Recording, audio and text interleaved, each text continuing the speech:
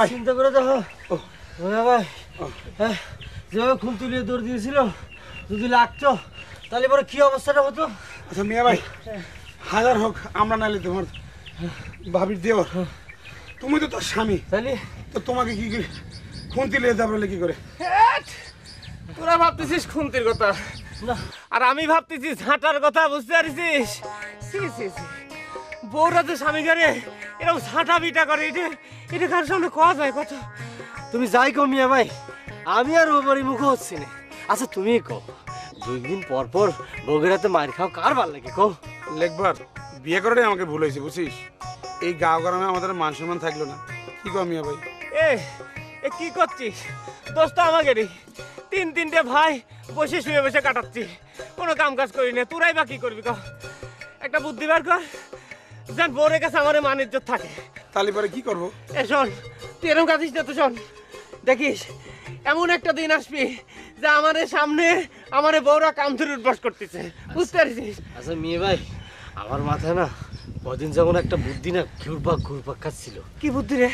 বল, একটা বেশি দেবো না। না না সেরাম কিছু না। তাহলে মেয়ে ভাই আমি যা করছি তোরা ঠান্ডা মাথায় শোন। আমাদের গানের গলা কিন্তু খারাপ না। আমরা যদি কোনো ওস্তাদ ধরে গান ভালো করে শিখতে পারি তাহলে পরে কিন্তু আমরা বড়লোক হয়ে যেতে পারি। আমাদের টাকা পয়সা আসবে, সুনামও হবে। তাহলে পরে দেখবি আমাদের বউরা আর আমাদের অপমান করবার পারবে না। মেয়ে মানুষ হলো টাকার পাগল, টাকা হলি পরে আর কিছু কবে না। কথাটা তো তুই ভালোই কইছিস। শোনো বউ, ওগেরে আজকে খাওয়া দাওয়া সব বন্ধ, বুঝতে পারছো? কুত্তার থেকে খায় এর আমি দেখিয়ে নেবো। তুই কো কিসের জন্য রাগ হবো না? অমন হিষ্টপুষ্ট ছাগলটা চুপ করে বেঁচে আসিছে, দেখিছো? আবার কিরাম করে মিথ্যে কথা কয়। ছাগল বেঁচে কয় ছাগল বেঁচে নি, পীরের দরকার মানত করে আইছি। কত বড় মিথ্যাবাদী! শুক্রের মা যদি আজকে আমাদের কথাটা না কয়ে যেত আমরা বিষয়টা জানতে পারতাম। ক আরে আমার এত স্বাদের ছাগলটা। আসলে বউ আমাদেরই ভুল হয়েছে। ওই গরম খুন্তি দিয়ে যদি ছেঁকা দেওয়া যেত না তাহলে জীবনের মতো শিক্ষা হয়ে যেত। শোন, ও শিক্ষা হলে এতদিনে ঠিকই হয়ে যাইতো। এত অপমান করলাম তারপরে কোনো কিছু মনে থাকে ওকে? ক হ্যাঁ, আর সেদিনকার কথাই ধরো না কেন? ওই ফুকনি দিয়ে কিরাম একটা বাড়ি মারলাম, তাও কি কোনো লজ্জা হয়েছে? তো কোনো লজ্জা হয়নি। এখন থেকে ওদের চোখে চোখে রাখতে হবে যাতে কোনো কিছু চুরি করে বেঁচে না দিতে পারে। কয়দিন আর চোখে চোখে রাখবি? ক সুযোগ পাইলেই তো এটা ওটা টান মারি বেঁচে ফেলে। বড় বাবু, তুমি কিন্তু এই জমির কাগজপত্র একটু সাবধানে রাখো, ওগের হাতে যেন কোনো ভাবে না যেতে পারে। হ্যাঁ বড় বউ, মেজুবু ঠিকই কইছে। সেটা তো অবশ্যই। ও শোন, ওই হাতে যখন টাকা পয়সা থাকবি রে তখন ঠিকই কামে যাবি রে, বুঝেছিস? তোমার যে কথা বড় বাবু, কামে যাবি। কামে গেলে এতদিন ঠিকই কামে যাইতো। ওই বসে বসে 3 জন খায়, গলার নলি তো 3 হাত লম্বা হয়ে গেছে। একজনও যদি কামে যাইতো তাও তো মনের একটা শান্তি হতো। আজকে আব্বা বাইসে থাকতো, 3টারে ত্যায্য পুত্র করে নিত। কি কপাল নিয়ে জন্মাইছিলে, আবার এইখানে এসে পড়ে রইছি। জীবনে যে কত বড় পাপ করেছিলেন এরকম স্বামীদের ঘাড় করতে হচ্ছে।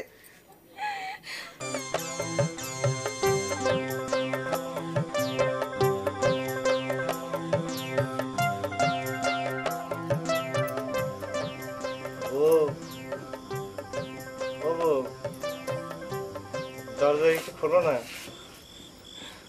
ও এরকম করে থাকলে কিছু জন্য খোলো না একটু দরজাটা। ওই দেখ এরকম করে কিছুর জন্য। যাও না একটু দরজাটা খোলো না। কিছু এত কথা কষ্ট কিসের জন্য? খোলো না একটু, যাও। এত রাখে না, যাও না। তুমি বাড়ির বড় বউ হয়ে এরকম করলে পরে আমার আরো ছোট 2টা ভাই রয়েছে, ওরা কি মনে করবি নি? সবকিছু একটু বোঝা লাগে না, যাও খোলো। খুলতে চাও?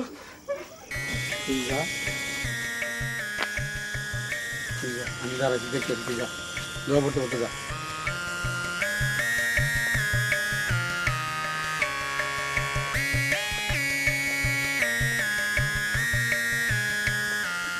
ময়না ময়না ময়না দরজা খুলো না।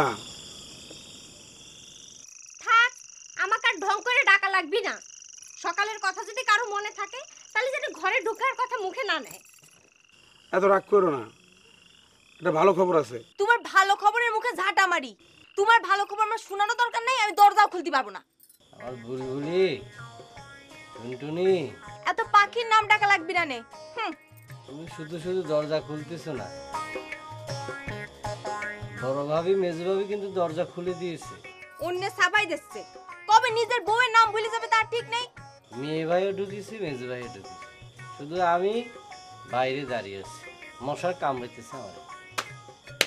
খুলতেছি। তোমরা 3 বউ যা শুরু করি যাও, এই জন্য আমরা 3 ভাই মিলে সিদ্ধান্ত নিয়েছি যে আমরা গান শিখবো। হ্যাঁ, আর গান শেখা শুরু করে দিছি। মনে করো যে আমরা যখন হিট হয়ে যাবো গান করে, আমার যখন বাজারে মনে করো সুনাম ছড়া পড়বি, হ্যাঁ, তখন তুমি তো শিল্পীর বউ হয়ে যাবে আর আমি হয়ে যাবো শিল্পী। আমরা 3 ভাই হয়ে যাবো শিল্পী।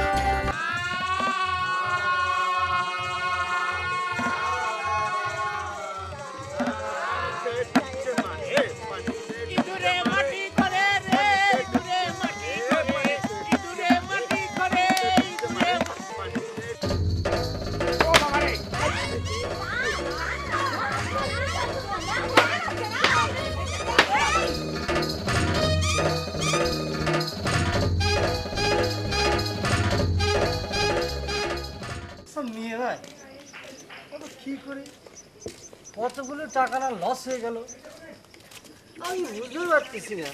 খাওয়ার সময় ঠিকই খাইয়ে গেল, অথচ গান শুনলো। আমার তো মাথায় ঢুকতেছে না যে আমার এই গান লোকজন কিসের জন্য শুনবে চাচ্ছে না। আমার তো কিছুই বুঝতেছি না আমি। এটাই তো উঠান পড়ার লোকজন সব বসে এসে খাইলো, যে গান শুনলাম সব উঠেছে, কোনো কথা হলো। আচ্ছা, এত আফসোস না করে আমি একটা বুদ্ধি বার করতে হবে, লোকজনের গানটা কিরকম করে শোনানো যায়। তাহলে ফকির ভাই, আসসালামু আলাইকুম। জি ওয়ালাইকুম আসসালাম। কি আছেন? এই আছি, মাথায় বড় ব্যথা, বুঝতে পারছেন না? মাথা ব্যথা। জি। তা আপনি সারাদিন ভিক্ষি করে কত টাকা পান কন্তু? এই কথা আপনাকে করবো কিসের জন্য? আপনারা আমার ফকির ধরেন না তো? আমরা হলাম শিল্পী, আপনি খাবেন দাবেন আর আমাদের গান শুনবেন, পারবেন না ভাই? পারবি পারবি। পারবো না মানে? ভিক্ষা করতে সারাদিন ভাল লাগে না, আর গান শোনা তো ভালো কথা। আসল কথাটা শোনেন, আমরা স্বপ্নে দেখেছি কি রাস্তার মধ্যে যে লোকটা প্রথম দেখবো তাকে আমরা গান শোনাবো, আবার তার টেকাও দেবো, খালি গানই শোনাবো না। আপনি হচ্ছেন সেই লোকটা, বুঝতে পারছেন? চলেন তাহলে চলেন। শোনেন, কি হলো আবার? আরেকটা কথা, কি? টাকাটা কিন্তু কাকামাকে আগাম দেওয়া লাগবে। ওরে বাবা রে, এখনই দিচ্ছি, দেই। আচ্ছা, তুমি তো কইলে না যে তুমি সারাদিন কয় টাকা পাও? এই 100, 150, 200। আচ্ছা ঠিক আছে, 300 দিয়ে দে। 300 দিয়ে দিচ্ছি। 300 দিয়ে দিল, 3 হয়েছে? এলাও হয়েছে। গান শুনলে মন তো ভালো থাকে। আসো আসো, লাঠিটা দেখতে হবে। না না না, ও দেওয়া লাগবে না। আচ্ছা, পড়ে না যায় আমার দিকে। সাবধানে। চল চল চল।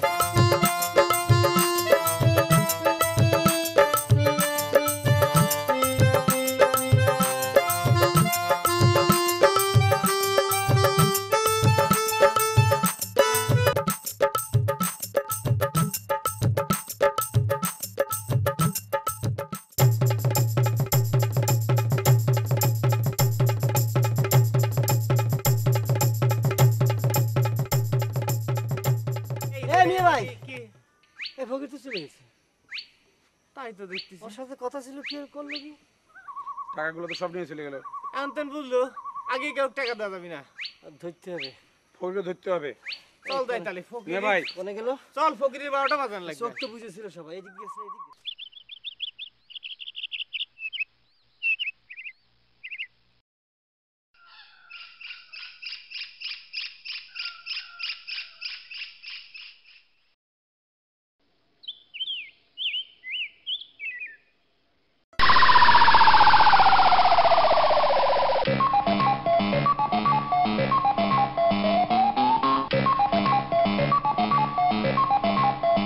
আল্লাহরে, অগর হাত থেকে আমারে বাঁচাও।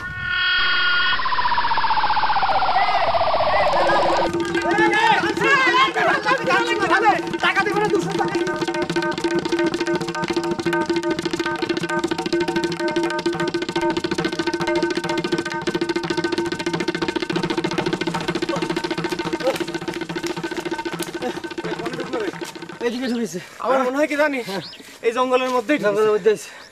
আচ্ছা,